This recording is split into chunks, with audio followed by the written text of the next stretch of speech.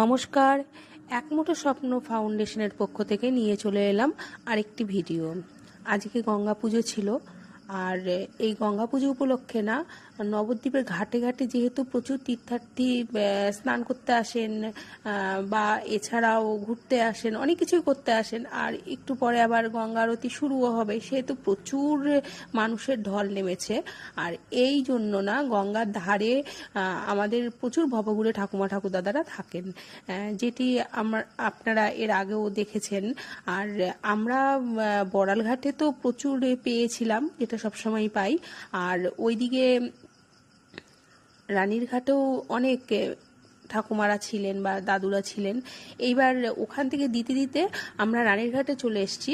রানীরঘাট মন্দিরে, এই মন্দিরে আবার আমাদের জন্য কিছু ঠাকুমারা থাকেন, আর আসা মাত্রই সাথে সাথে ঠাকুমারা আমাদেরকে হাওয়া দেওয়া শুরু করলেন যে তোরা এত গরমে এইভাবে রোদে রোদে ঘুরে বেড়াচ্ছিস, তোরা একটু বস, আমরা হাওয়া দিই, বা বিভিন্ন রকমের কথা। আর এই ঠাকুমারা আবার একটু হাত ভেঙে গেছে, তো হাতটা নিয়ে একটু চিন্তিত, তো আমাকে বলছিলেন যে ব্যবস্থা কিছু একটা করে দিবি। তো আমরা সবাই ছিলাম এখানটায়, আর আমরা বললাম ঠিক আছে, দেখছি কিছু যদি করতে পারি। আর আমাদের না খাবার দাবার ওখান থেকে ছিল, কিন্তু আমাদের জল শেষ হয়ে গেছিলো, এতগুলো জল ছিল না, আমরা এদেরকে জলটা দিতে পারিনি ঠিকঠাক করে। আমরা যতটুকু সম্ভব সব কিছু বের করেছিলাম, কেননা এখানে এসে না আমরা ভাবতেই পারি না যে মানে আমরা কি থেকে শুরু করবো আমরা বুঝতে পারি না। ঠাকুমারা আমাদের জন্য সবসময়ের জন্যই তৈরি থাকেন যে আমরা যাব, গেলে পরে গল্প করবেন। আর শুধু গল্পই নয়, এই গরমে যেন আমরা বাচ্চাদের ঠিকঠাক করে রাখি, আমরা যেন ঠিকঠাক করে জল খাই, বা আমরা যেন গরমের মধ্যে নিজেরা নিজেদের জন্য যত্ন নিই, কারণ ওদের কাছে তো আমাদের সপ্তাহে আসতে হয় মোটামুটিভাবে এখন, তার জন্য। আর এখানে একজন ঠাকুমার না স্ট্রোক হয়েছে কিছুদিন আগে, উনি এখন ওনার মেয়ের বাড়িতে আছেন। এই কথাটাই এই ঠাকুমা বলছিলেন যে উনি যে ছিলেন, উনি এরকম স্ট্রোক হয়েছেন। তো আমরা কি করলাম, সবাই মিলে পাশাপাশি সব বসে পড়লাম, কারণ হচ্ছে আমাদেরকে এখানটায় একটু গল্প করতে হবে, সবাইয়ের সাথে একটু সময় কাটাবো বলেই যখন এসছি এতটা দূর সবাই মিলে হেঁটে বা আরও অনেক জায়গায় দিয়ে, কারণ আমরা জানি এই রানীরঘাট মন্দিরে আসলে পরেই আমরা একটু গল্প করতে পারবো, আর আমরা অনেকটা আদর পাবো এখান থেকে। আর ঠাকুমারা আমাদেরকে এতটাই চিনে গেছে, বা আমরাও ঠাকুমাদের এতটুকুই চিনে গেছি যে আমরা কখনো ভাবতেই পারি না যে ঠাকুমাদের আমরা মানে অচেনা এক একজন মানুষ, সবাই আমরা প্রত্যেকেই, বা ঠাকুমারা নিজেরাও। আর এখন গঙ্গা পুজো উপলক্ষে প্রত্যেকেই গঙ্গা স্নান করছেন, রানীরঘাট মন্দির দর্শনে আসছেন, সাথে কিছু চাল ডাল বা মোটামুটি অনেক কিছুই পাচ্ছেন। তা ঠাকুমা আবার পোটলাটা দেখিয়েও দিল যে দেখ এরকম এই এত কিছু পাচ্ছি আমরা, যেই আসছে সেই মন্দির দর্শন করতে এসে আমাদের কিছু দিয়ে যাচ্ছে।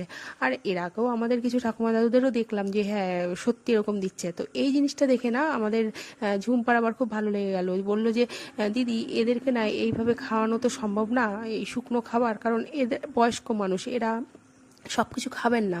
তো আমরা আবার এখানে কিছুটা কথা বললাম যদি নেক্সট টাইম এরকম শুকনো আরও অন্য কিছু দেওয়া যায়। আর তারপরে তো ঠাকুমাদের সাথে গল্প আড্ডা এটা আমাদের চলতেই থাকলো, আমাদের গল্প শেষ হয় না, আর আড্ডাও শেষ হবে না। আর এখান থেকে আমরা অনেক কিছু তো সময় ভালো কাটেই, সে তো যেমন তেমনই। ঠাকুমারা আবার বলছিলেন যে সামনেই মেলা আছে, মেলা বসেছে। আমরা আবার বললাম ঠিক আছে, আমরা এখান থেকে এই রাস্তাতেই মেলাটা বসেছে, তো আমরা আবার বললাম ঠিক আছে আমরা তাহলে মেলা দেখেই যাব, উঠে পড়েছিলাম। কিন্তু ঠাকুমা আবার বসিয়ে দিলেন বৌদিকে আর প্রিয়াঙ্কাকে যে তোরা এখানে বস, আমরা আরও গল্প করব, ঠিক আছে। তারপরে আমাদের যে প্যাকেটগুলো ছিল যেগুলোতে আমরা মুড়ি নিয়েছিলাম, এইবার সেই প্যাকেটগুলো ওদের একটু প্রয়োজন ছিল, কারণ ওদের অনেক ছোট ছোট চাল ডাল যেগুলো পান ওনারা, তো ওরকম প্যাকেট হলে কি বৃষ্টির মধ্যে একটু সুবিধা হয় আর কি, জল টল ঢুকে যায় না। তো প্যাকেটগুলোর আবার সমস্যা হয়েছিল কি, যেহেতু অনেকক্ষণ থেকে টানাটানি হচ্ছে, সামান্য সামান্য করে একটু একটু করে ছিঁড়েও গেছিলো। তা আমরা বললেন যে আচ্ছা ঠিক আছে কোনো অসুবিধা নেই। তারপরে আমরা আবার জিজ্ঞাসাও করেছিলাম যে তোমরা কি সবাই নিরামিষ খাও, বা আমরা সবাইকে তুমি করেই কথা বলি, আমরা আপনিটা বলি না, আমাদের আসে না। আর ঠাকুমারা আবার আমাদের তুই তুকারিও করে বলে, আমাদের খুব ভালো লাগে। আর তারপরে আমরা যখন বললাম যে হ্যাঁ ঠাকুমা চেষ্টা করব এরপরে কিছু খাওয়ানোর তোমাদেরকে, বললো হ্যাঁ আমরা নিরামিষ খাই, আবার কেউ কেউ বললেন যে না ওরা নাকি আবার একটু মাছও খান। তো আমরা সেই হিসাবেই চললাম। অনেকটাই বেলা গড়িয়ে গেছিলো, যেহেতু আমরা যতবারই ওই ঠাকুমাদের কাছ থেকে আসার চেষ্টা করছিলাম, যেভাবেই হোক না কেন ঠাকুমারা আমাদের আসতে দিচ্ছিল না, থেকে থেকে বসিয়ে দিচ্ছিল। আর আমরা আদর পাই যেহেতু অনেকটাই, আমরা ওদের মনও রাখার চেষ্টা করেছি, কিন্তু সমস্যাটা হচ্ছে গিয়ে কি আমাদের গঙ্গা পার হয়ে আসতে হবে, আর একটু পরেই গঙ্গারতি শুরু হয়ে যাবে। আর এই সেই মেলা, যেই মেলার কথা ঠাকুমারা বলেছিলেন। আর আমরা আমাদের ছোট ছোট পুচকিদের জন্য একটা করে খেলনা নেওয়ার চেষ্টা করলাম, কারণ ওরাও বাড়িতে বসে আছে যে মায়েরা কখন বাড়িতে ফিরবো। আর সবাই তো ছোট, তাই আমরা টুকটাক খেলনাগুলো নিলাম, নিয়ে গঙ্গার ঘাটে যাব, সামান্য একটু সময় কাটাবো, দেখবো, তারপরে গঙ্গার আরতি ওখানটায় হবে। তার আগে আগে আমাকে নদী পার হতে হবে, কারণ আমি আসছি কৃষ্ণনগরে, আরও সব বাচ্চারা যেহেতু আছে ওইদিকে, সবাই যে যার মতন বাড়িতে যাব, তার এখানে আর সময় নষ্ট করলাম না।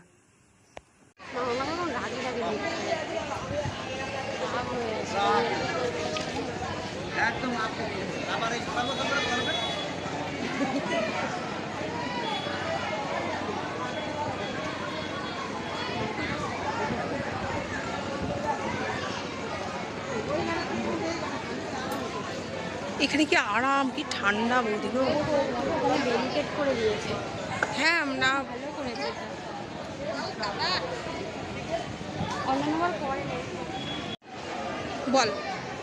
আজকে আমাদের গঙ্গা পুজো উপলক্ষে কাজটা হলো, কাজটা খুব ভালোভাবে হলো, সুন্দরভাবে হলো। কি কি দেওয়া হলো? আজকে আমাদের ছিল খাবারে মুড়ি, কলা, বিস্কুট আর ঠান্ডা জল, যেটা আমাদের এই গরমে খুবই দরকার সবার।